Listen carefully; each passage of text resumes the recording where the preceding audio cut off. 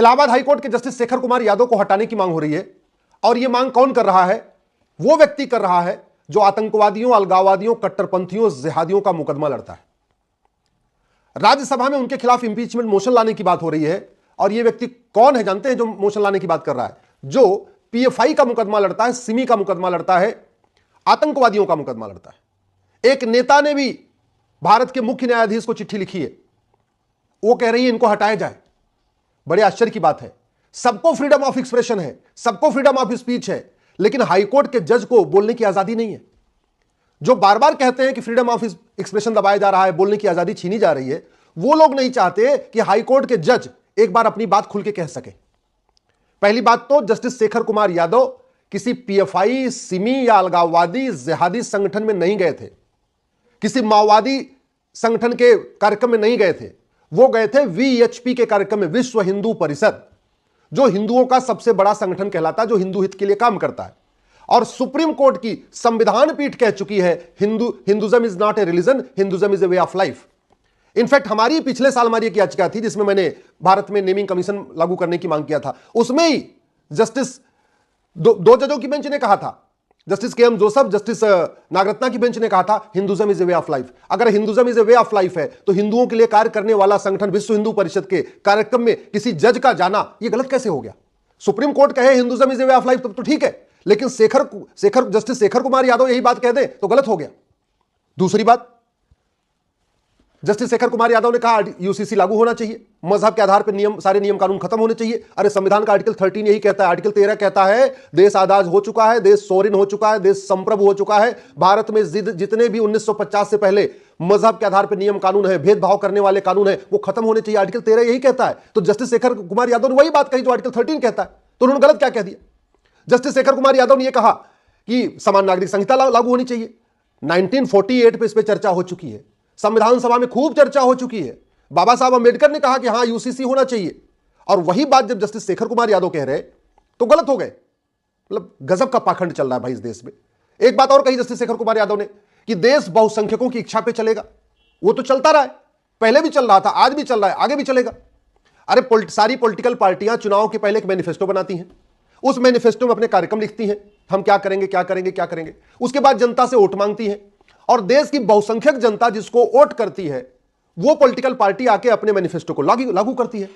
तो चाहे वो भारत हो, चाहे वो पाकिस्तान हो, चाहे वो बांग्लादेश हो, चाहे वो अमेरिका हो, चाहे सिंगापुर हो, चाहे जापान हो, हर देश बहुसंख्यक की इच्छा पे ही चलता है। जहां मेजॉरिटी वोट करती है वही पॉलिसीज लागू होती है। इसमें जस्टिस शेखर कुमार यादव ने क्या कह दिया? एक शिकायत आई है कि जस्टिस शेखर कुमार यादव ने अपनी शपथ का उल्लंघन किया। मैं उनको कहता हूं जरा जजों की शपथ क्या होती देख लीजिए। शेड्यूल 3 में सबकी शपथ लिखी हुई है संविधान के। इसमें सांसद, विधायक, मंत्री, जज, हाईकोर्ट के जज, सुप्रीम कोर्ट के जज, सबकी शपथ लिखी हुई है। उन्होंने अपने शपथ का कौन से शब्द का वायलेशन किया मुझे बताइए? अरे इसमें लिखा हुआ है हम रूल ऑफ लॉ अपहोल्ड करेंगे। जस्टिस शेखर यादव ने यही कहा कि भैया यहां पे तानाशाही नहीं चलेगी और किसी की मजहबी नियम कानून नहीं चलेगा, रूल ऑफ लॉ चलेगा। उसमें उन्होंने कौन सा गलत कह दिया? उन्होंने जस्टिस शेखर, इसमें लिखा हुआ है कि हम देश की एकता अखंडता मजबूत करेंगे। जस्टिस शेखर कुमार यादव ने यही कहा कि मजहब के आधार पर नियम कानून चलेंगे, देश की एकता तार हो जाएगी, यूसीसी आएगा, देश की एकता अखंडता मजबूत होगी, भाईचारा बढ़ेगा। एक उनका कहना है कि माइनॉरिटीज के ऊपर हमला है। पहली बात तो मैं इन पाखंडियों से पूछता हूं, माइनॉरिटी होता कौन है? कभी सोचा आपने? संविधान में कहीं माइनॉरिटी कौन है लिखा हुआ है क्या? भारत के किसी कानून में माइनॉरिटी लिखा हुआ है क्या? माइनॉरिटी डिफाइन करना होगा तब तो तुम्हारी बोलती बंद हो जाती है। आज तक कभी नहीं मांग किया कि माइनॉरिटी को डिफाइन करो। यूएन कहता है एनी ग्रुप और community which is socially, economically, politically non dominant and inferior in population less than 1%। जो 1% से कम होता है उसको माइनॉरिटी कहते हैं। और एक तरफ संविधान में तुम सेकुलर शब्द भी चाहते हो और दूसरी तरफ माइनॉरिटीज के लिए अलग से योजनाएं भी चाहते हो। यह पाखंड, कभी शीशे में अपना चेहरा देखते हो कि नहीं देखते हो? सेकुलरिज्म और माइनॉरिटिज्म एक साथ चलता है क्या? जो देश सेकुलर हो जाता है वहां माइनॉरिटी मेजॉरिटी का कोई कॉन्सेप्ट नहीं चलता।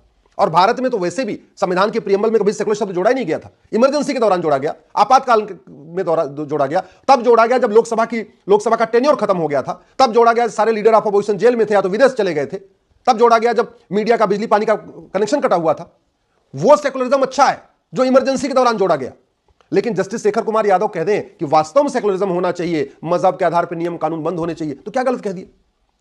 इस देश में अगर माइनॉरिटी डिफाइन हो जाए ना तो बहुत बड़ा काम हो जाएगा। मैं तो कहता हूं आज हेट स्पीच डिफाइन होना चाहिए। और जितनी भी मजहबी किताबें हैं, जितनी भी रिलीजियस किताबें हैं, जितने भी धार्मिक ग्रंथ हैं, सबको एक बार स्क्रूटनी होनी चाहिए और पता चले देश को कि वास्तव में कौन कौन सी किताब हेट स्पीच फैला रही है। माइनॉरिटी डिफाइन होना चाहिए। इस देश में पारसी, यहूदी, बहाई के अलावा कोई माइनॉरिटी नहीं है। वैसे तो माइनॉरिटी मेजॉरिटी की कोई जरूरत ही नहीं है। जब आर्टिकल 14 से लेकर आर्टिकल 30 तक सबको इक्वल राइट है, फिर माइनॉरिटी मेजॉरिटी के कॉन्सेप्ट की जरूरत ही नहीं है। भारत के संविधान निर्माताओं ने कभी यह नहीं सोचा था कि अलग से माइनॉरिटी फिर मिनिस्ट्री चलेगी, अलग से माइनॉरिटी कमीशन बनेगा। कभी नहीं उन्होंने सोचा था। उन्होंने कभी नहीं सोचा था कि माइनॉरिटी के नाम पे वजीफा दिया जाएगा, लोन दिया जाएगा, सब कुछ दिया जाएगा। भारत के संविधान निर्माताओं ने कभी नहीं सोचा था कि नफरत फैलाने वाले मदरसों को भी माइनॉरिटी के अंतर्गत प्रोटेक्शन मिलेगा। भारत के संविधान निर्माताओं ने कभी नहीं सोचा था कि जो हम फ्रीडम ऑफ रिलीजन दे रहे हैं वो फ्रीडम ऑफ कन्वर्जन बन जाएगा। आर्टिकल 25 पे कभी चर्चा नहीं करते, जहां फ्रीडम ऑफ रिलीजन के नाम पे फ्रीडम ऑफ कन्वर्जन हो रहा है। आर्टिकल 26 की कभी चर्चा नहीं करते, जहां पे गैर मजहबी संगठन स्ट्रक्चर को भी मजहबी घोषित किया जा रहा है, उस पर कभी चर्चा नहीं करेंगे। आर्टिकल 30 पे कभी चर्चा नहीं करेंगे, हु इज माइनॉरिटी, कभी चर्चा नहीं करेंगे। और मुझे एक चीज बताओ, कम से कम ऐसे लोगों को जस्टिस शेखर कुमार यादव के खिलाफ बोलने की बिल्कुल छूट नहीं मिलनी चाहिए जो जिहादियों का मुकदमा लड़ते हैं, आतंकवादियों का मुकदमा लड़ते हैं, अलगाववादियों का मुकदमा लड़ते हैं, नक्सलियों का मुकदमा लड़ते हैं, कट्टरपंथियों का मुकदमा लड़ते हैं। ऐसे लोगों को तो बिल्कुल छूट नहीं मिलनी चाहिए जो ऐसे देश विरोधी संगठनों में जाके भाषण देते हैं, जो उनका मंच साझा करते हैं। जस्टिस शेखर कुमार यादव ने वीएचपी का मंच साझा किया है, विश्व हिंदू परिषद, और सुप्रीम कोर्ट की संविधान पीठ कह चुकी है Hinduism is a way of life. तो और कम से कम उन लोगों को तो बिल्कुल इसकी इजाजत नहीं मिलनी चाहिए जो वेतन लेते हैं सांसद का, भत्ता लेते हैं सांसद का, फ्री रेल टिकट सांसद का, नौकर चाकर सिक्योरिटी जनता के टैक्स के पैसे से, लेकिन संसद में नहीं जाते, सुप्रीम कोर्ट में वकालत करते हैं।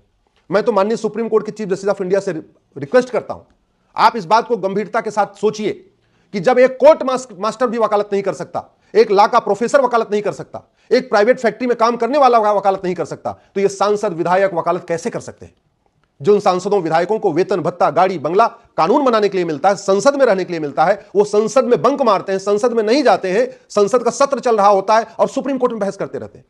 वो संसद के द्वारा बनाए गए कानूनों को आके सुप्रीम कोर्ट में चैलेंज करते रहते हैं। ये कॉन्फ्लिक्ट ऑफ इंटरेस्ट नहीं है क्या? कहां गया separation of power? Separation of power तो तार तार हो रहा है, प्रतिदिन सुप्रीम कोर्ट के सामने तार तार हो रहा है, जब सांसद विधायक जिनको संसद में होना चाहिए, जिनको विधानसभा में होना चाहिए, जिनको लोकसभा राज्यसभा में होना चाहिए, वो आके सुप्रीम कोर्ट में बैठ जाते हैं। ये इस पे माननीय जजों को सोचना पड़ेगा। ऐसे लोग जो बाकायदा सांसद विधायक हैं वकालत कैसे करेंगे? मैं फिर से कह रहा हूं, जस्टिस शेखर कुमार यादव ने क्या कहा है इस पर गंभीरता के साथ चर्चा होनी चाहिए। आप उनकी जबान नहीं काट सकते, आप उनको इस तरीके से डिमोलिश नहीं कर सकते, आप उनका फ्रीडम ऑफ स्पीच नहीं छीन सकते। वो जज है तो क्या उनको बोलने की आजादी नहीं है क्या? और उन्होंने जो कुछ बोला है वो सब संविधान में लिखा हुआ है। उन्होंने कहा मजहब के आधार पर नियम कानून खत्म करो, आर्टिकल 13 कहता है। उन्होंने कहा यूसीसी लागू करो, आर्टिकल 44 कहता है। उन्होंने